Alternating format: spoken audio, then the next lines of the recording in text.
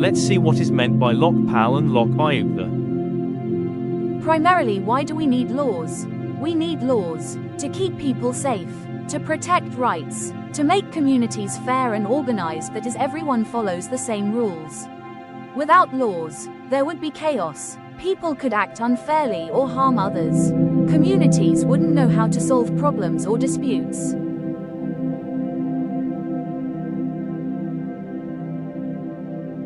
For a long time, the people wished for an institution that could fight the shadows of corruption right at the highest levels. The idea wasn't new. Way back in the 1960s, Law Minister Ashok Kumar Sen first suggested an anti-corruption ombudsman. Soon after, the first Administrative Reforms Commission, ARC, officially backed the idea. For over 4 decades, from 1968 to 2011, repeated attempts were made in Parliament to pass the Lokpal Bill. But in 2011, public voice roared. The India Against Corruption movement, led by activist Anna Hazare, created immense pressure, demanding that the bill be passed.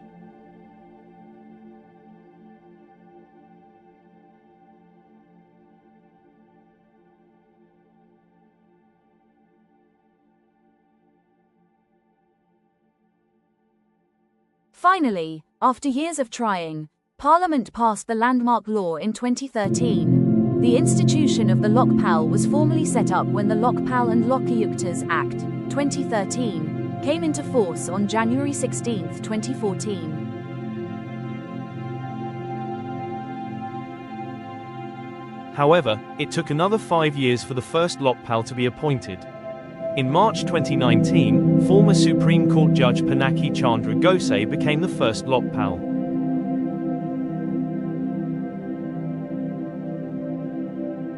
Knowing the importance of laws, let's now focus on the meaning of Lokpal.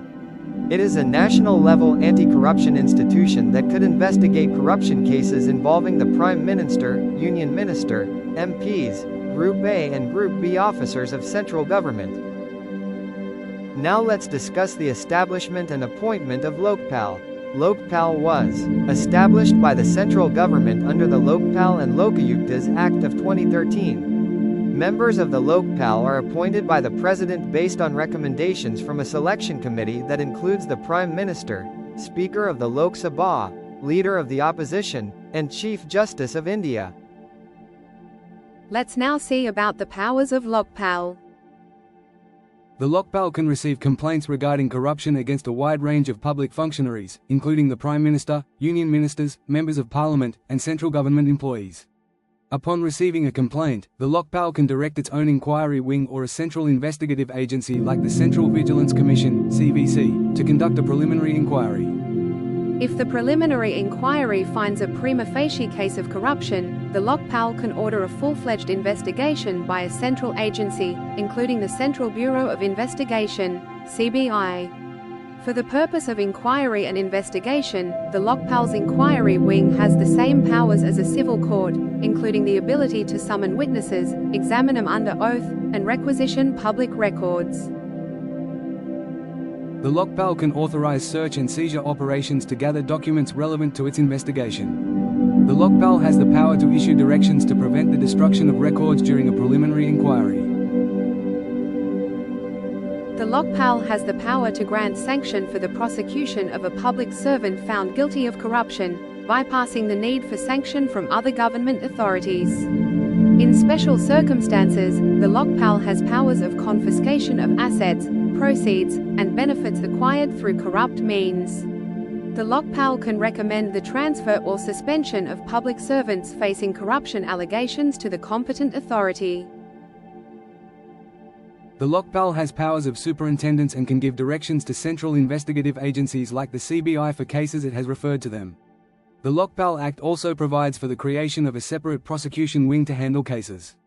The Lokpal can also ask the competent authority to initiate departmental action against the public servant. There are also some limitations for Lokpal. Say if the Prime Minister is under the Lokpal's jurisdiction, there are restrictions. The Lokpal cannot inquire into allegations against the Prime Minister concerning international relations, external and internal security, public order, atomic energy, and space, unless the full Lokpal bench approves the inquiry by a two-thirds majority. The Lokpal cannot initiate an investigation on its own. It requires a complaint to be filed. The Lokpal does not have jurisdiction over the Supreme Court or its judges, although the status regarding high courts has been under judicial consideration. Although the Lokpal has strong powers, its recommendations are ultimately not binding on the government for implementation in some cases. The Lokpal relies on existing government agencies like the CBI for its investigations, which can affect its functional autonomy. A quick overview of Lokpal. Now let's discuss about the Lokayukta as a state-level institution within the same anti-corruption ombudsman system in India. Lokayukta is set up by each individual state to address corruption within the state's administrative system. Members of the Lokayukta is appointed by the respective state governor. Let's now discuss about the powers of Lokayukta. The powers of a Lokayukta are designed to investigate and address corruption and maladministration at the state level. These powers can vary slightly depending on the specific state's legislation, but they generally encompass broad investigative and administrative authorities, similar to those of a civil court. The Lokayukta can receive complaints of corruption and maladministration from any citizen against public officials, including ministers, members of the Legislative Assembly, MLAs, and government employees. In many states, the Lokayukta can initiate an investigation on its own, suo moto, based on information gathered from sources like newspapers and public reports. For the purpose of inquiry, the Lokayukta's investigation wing is vested with the powers of a civil court. This includes the ability to summon and enforce the attendance of any person, examine witnesses under oath, require the discovery and production of relevant documents, receive evidence on affidavits, requisition public records from any court or government office. The Lokayukta has the power to authorize search and seizure operations in relation to corruption cases. During a preliminary inquiry, the Lokayukta can issue directions to prevent the destruction of records. The Lokayukta has the power of superintendence and can give directions to state-level investigative agencies for cases referred to them. In special circumstances, the Lokayukta has the power to provisionally attach assets and can order their confiscation if they were acquired through corrupt means. If an investigation uncovers sufficient evidence of corruption, the Lokayukta can initiate prosecution against the accused public servant. It can recommend the suspension or transfer of any public servant who is connected with an allegation of corruption, to be carried out by the government. The Lokayukta can recommend disciplinary action against public functionaries found guilty of corruption. The Lokayukta is required to submit a report to the governor on the action taken on its recommendations. This report is then tabled before the state legislature. While the Lokayukta is a powerful body, it also has limitations. In many cases, the Lokayukta's findings are recommendatory in nature and depend on the executive government for implementation. The state government has the final say on accepting the recommendations. The Lokayukta does not have the power to dismiss ministers or other public servants directly. The power of dismissal lies with the appointing authority, such as the governor. The specific powers and the extent of the Lokayukta's jurisdiction can differ from state to state, as defined by each state's individual Lokayukta Act. A quick overview of Lokayukta. Do you think the Lokpal or Lokayukta makes an impact? Drop your thoughts in the comments. It's important to remember that the Lokpal is a statutory body, not a constitutional one.